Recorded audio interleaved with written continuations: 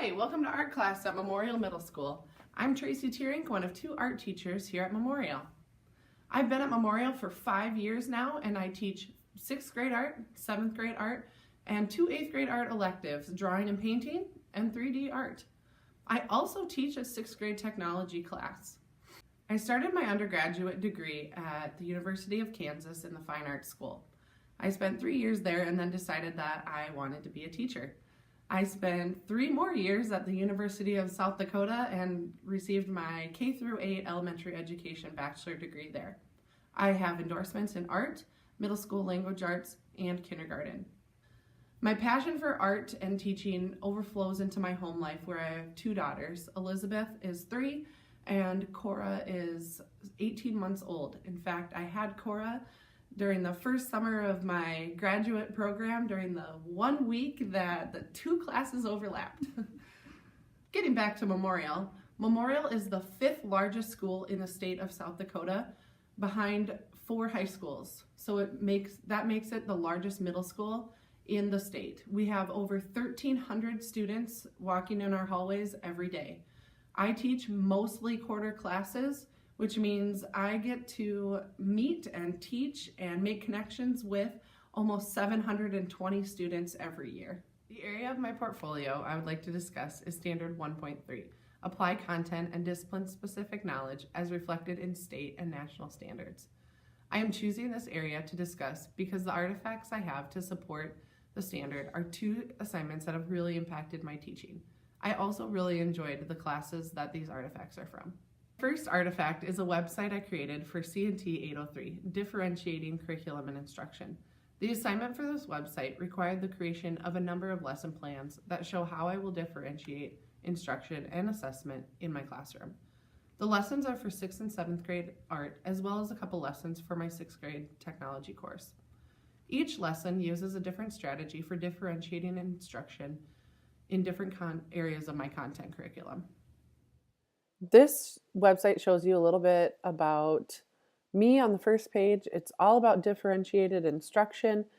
There is a letter to parents explaining what differentiated instruction is and how I use it in my classroom. And most importantly, though, there are the lessons that I have created using the differentiated instruction methods or different differentiated instruction strategies. I am going to go a little bit more in depth on complex instruction for the art and also the concept map for the technology.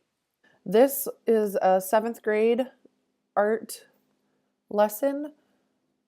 I plan to use this complex instruction to guide my students through a group project about art in various cultures. So each group is going to choose a culture to research. And what I really want students to understand or research is why that culture began to create art, what affects the art they create, what medium and what tools do they have to create art, or did they first use to create art, and then also like where does the inspiration from the artwork come from, or what do they focus their artwork on initially for their culture. In order to group these students into a small group, I will have the students take a multiple intelligences inventory. So then we can find out the strength of each student based on the score that they get on the inventory. And then I will group the students so that each group should have a variety of strengths of students. So complex instruction involves getting to know students and grouping them based on each student's strengths. So that's why I have them take the inventory first and then group them based on the results of the inventory. I will assign each student in the group a role based on what their strength or their intelligence is. So each student in the group has a job and they will be held accountable for that part of the project.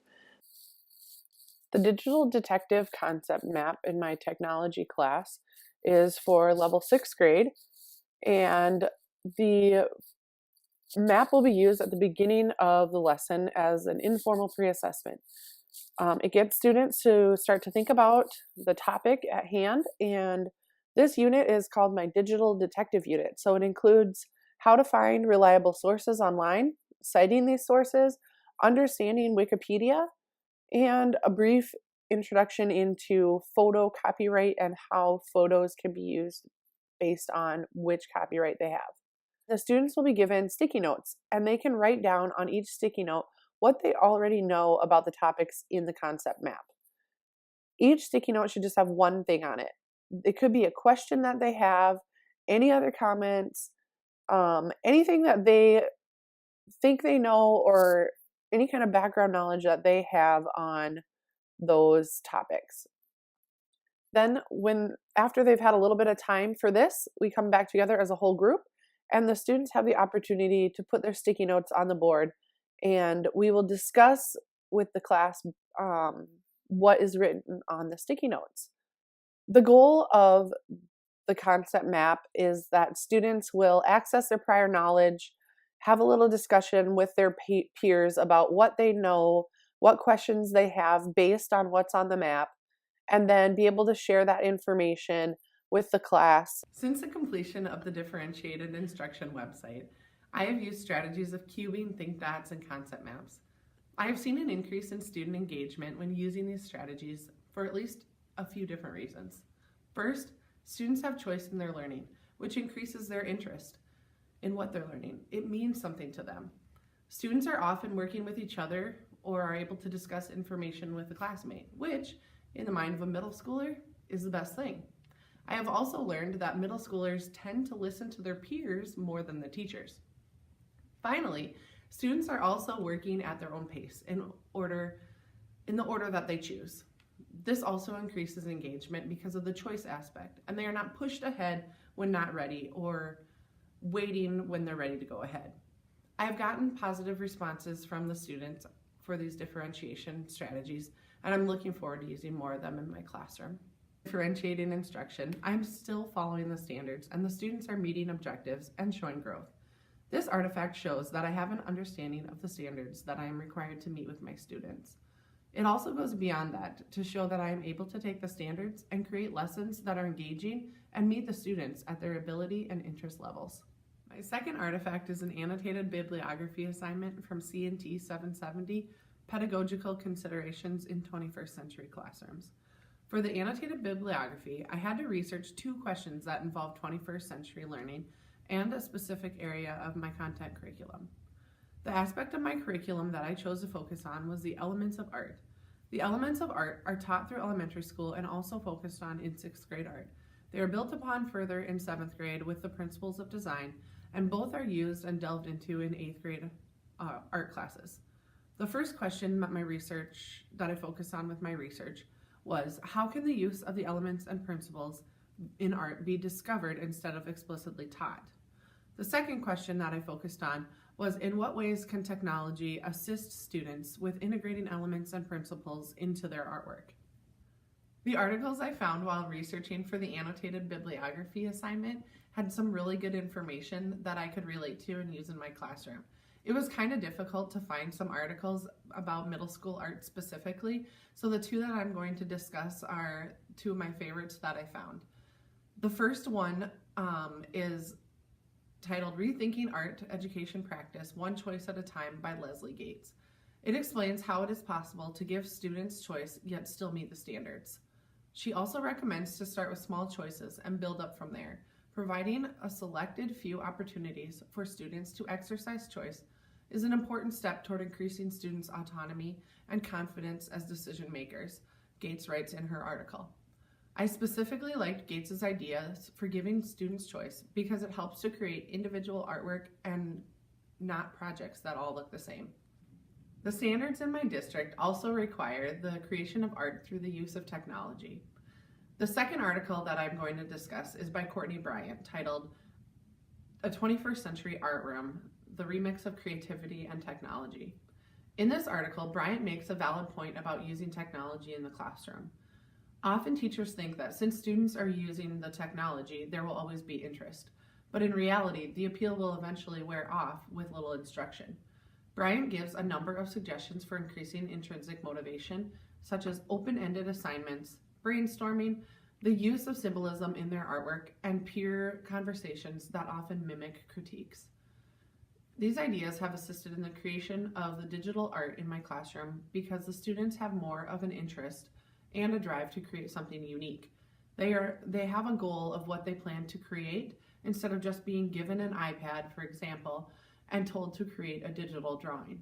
These two articles, as well as the others in my annotated bibliography, have helped me create stronger lessons and projects that align to the standards but give students plenty of choice. The lesson I created after completing my annotated bibliography is a lesson for 8th grade drawing and painting, where they will complete a comic strip or create their own comic strip using an app on the iPad called Procreate.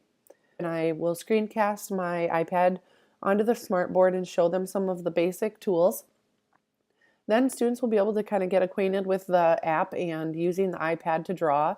And then once they kind of have an idea of how the tools work in Procreate, they will be able to start planning out what they want to do for their comic strip. So I always have my students do a rough copy for most of their projects. So what the students will do is they will get a piece of paper that has panels on it for comic strip, and will start brainstorming their ideas for their comic. I have just a few requirements for the project to guide them. They need at least 3 panels, at least 1 speech bubble so that a character says something at least one time, and they have created at least 1 character on their own. Other than that, I like to leave my art projects fairly open so that the students have their own ideas and are not too stuck in a box that I give them. I did this lesson with my 8th grade drawing and painting class, and some of their comic strips turned out really well. The only real problem I had was them coming up with what to put in their comic strip, and it kind of helped for me to give them an idea of a joke or something that they think is funny, a pun, or something that they can relate to or that they think is funny or their peers maybe think is funny, that's appropriate. Other than that, they did a really good job of using the app. They enjoyed doing it. It was a different thing to do instead of drawing with pencil and paper. And it was a really good introduction into how art can be created digitally and then turned into something that is on paper. The area of my portfolio that I focused on was Standard 1.3, Apply Content and Discipline-Specific Knowledge as reflected in the state and national standards. The state standards in South Dakota are addressed through my lessons in my website and the articles in my annotated bibliography. When assignments and projects allow for student choice, they increase intrinsic motivation and create connection between the student and the content. I experienced this firsthand in these 2 specific assignments. I was able to look at the standards and content I teach and complete assignments, and that allowed me to research information for my standards, as well as create lessons and activities that align with my content standards. I'm almost finished with my master's degree and I'm super excited. I plan to continue teaching art and technology at Memorial. I love the middle school age and I love teaching at Memorial. And most of all, I love guiding children through art processes and seeing them get excited about art and what they can create. I've learned so much in my classes through this program, and I have confidence in my teaching ability. I have gained a foundational knowledge of educational theorists and the theories that built up the educational field. I understand how different cultures view school and learning and how that affects them in the classroom. I have a better understanding and grasp of the inner workings of curriculum and curriculum writing and school improvement plans.